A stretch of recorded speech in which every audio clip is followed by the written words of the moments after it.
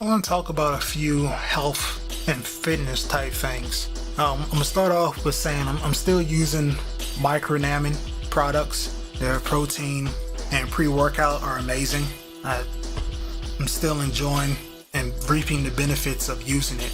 As far as in the gym, mass gain, strength improvements, overall, no complaints. I enjoy it. I got curious a while back, and historically, maybe I shouldn't say that, but usually chocolate isn't the best tasting. It'll taste okay, but it's not gonna be anywhere near the same as having a Hershey's bar and melting that. But I had the Micronamin chocolate protein powder, and I started using it in soy milk because I read this article. Well, partially because I read this article stating that whole milk could be bad for you. I didn't do as much research into it as I probably should because I care a lot less about nutrition than I most definitely should. So, and I do know that soy milk is said to have a small percentage of L-arginine in it, or is that L-arginine and estrogen? No, whatever. I know it's supposed to have a little bit of, I think it's both, I'm not sure, but milk is milk. Thought that was one thing just interesting to point out. I started using almond milk because it's good. It's good stuff. But I gotta do a lot more learning for that. But again, I'm still enjoying the Micronamin protein mixes. I look forward to it after a workout, knowing that I get to down something that's gonna taste good, and it's not gonna have some gritty feel to it like some others. Not gonna have a bunch of clumps in it, and I know that I'm gonna see the benefits of it, which is just awesome. It's great being able to having a product from a company that you support from an aspect outside of the quality of the product. Micronamin is a better known business, and they're focusing on quality. Those are two things that are just important. It's just awesome to me.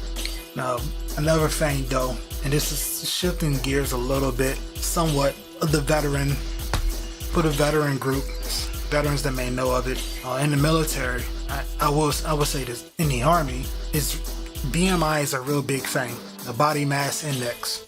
The way it works is, let's see, I'll go with the history. It was made around the 60s or 70s, and what they did was they took a sample size of people and said they made up a chart that said at this weight and at this height you should be this weight, and if you aren't, then this is what your body fat percentage likely is. Somewhere around the lines of that. So they'll take your height and take your weight, and then that gives them an idea of where if you're on the right scale, and if not, if you're over that, whatever they think you should weigh for your gender and your height. If they think you weigh too much than you should for the gender and height, then they do body fat, the tape test. It's a specific type of tape. I think it's nylon, if I'm not mistaken, not sure. And they tape your neck and around your belly button if you're male. Females, and again I'm speaking Army, females, I think it's neck, stomach, and hip, or the largest part of your butt. It's 3 for females and 2 for men. And for my height, I was supposed to be about 180, I think. Hadn't been 180 for about, 10 years. So, of course, that meant I needed to be taped, and I would pass, of course, I'd be okay. But it would bother me still sometimes, because every once in a while you'll read about, I used to read about people that almost got the boot, or they got in trouble because they were considered a not pass tape, even though you can look at them and you saw muscle and you knew that they weren't out of shape, but they didn't pass the tape test somehow, because I think it's if your neck is too small, then it screws with the measurements between, speaking for men, it screws with the measurements between your neck and your stomach, and then it tells them that your body fat is a lot bigger, a lot higher than it actually should be. And I think you were only allowed to have up to, 18%, if I'm not sure, I don't know. I'm not gonna pull up Army Regulation 600-9, but it's in there somewhere. There's a certain limit where you're supposed to have, and depending on your workout plan and how you were built, and of course genetics, and genetics takes part just as much as what you're doing in the gym.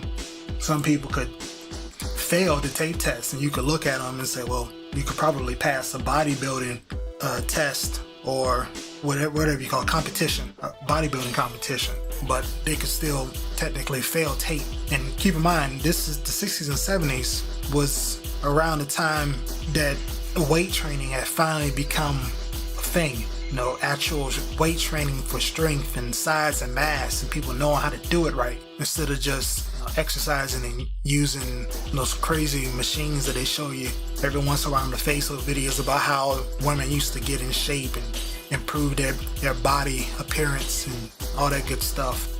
And every once in a while I just think it needs to be redone, it needs to be updated or be chunked all together, because someone's height and weight doesn't tell you the full story, and a lot of people know that. There's still people that think that muscle and fat can actually turn into one another for some reason.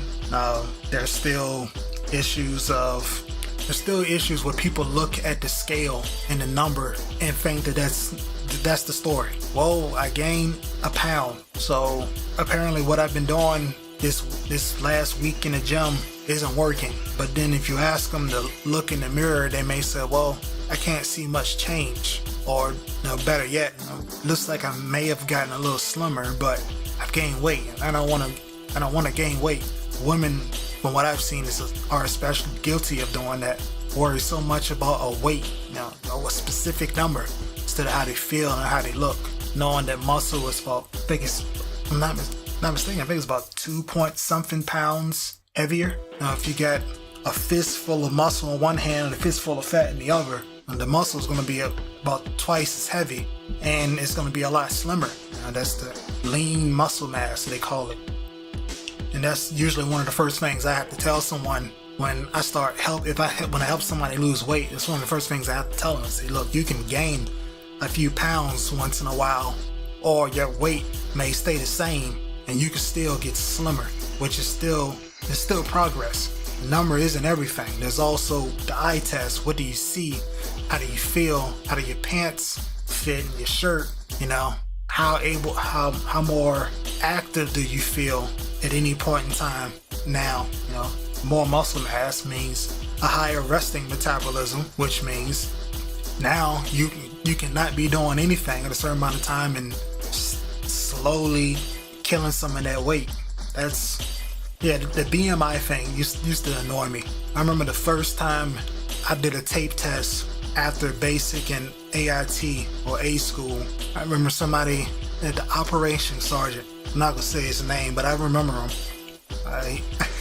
After the PT test, I came up into the office where he was doing tape tests for all the quote unquote fatties, and I walked in there. He said, "What are you doing in here?"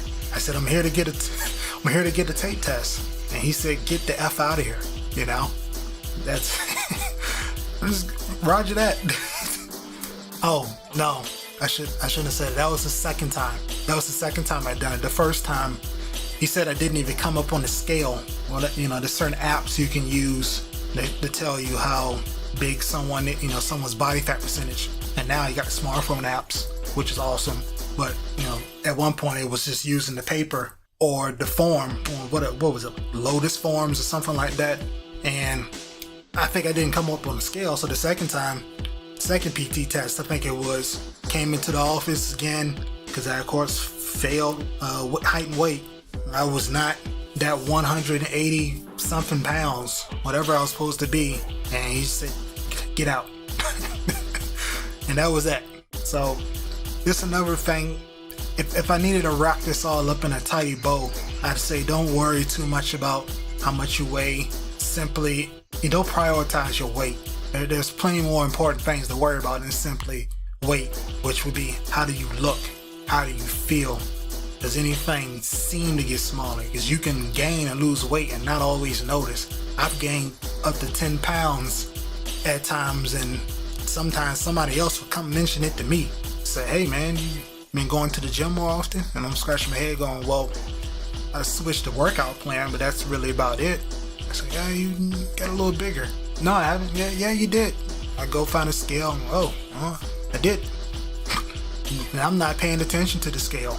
I failed the eye test. And you can make certain progressions and not really know it. Just a tidbit, the BMI thing. If you're looking to lose weight, don't focus on how much you weigh. Trust your eyes every once in a while. Trust how the clothes fit, and understand that muscle and fat aren't the same thing.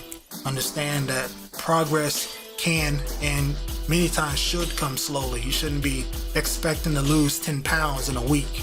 I don't think that's usually healthy to do that. Usually you aim for about a pound or two a week. So, just random thoughts.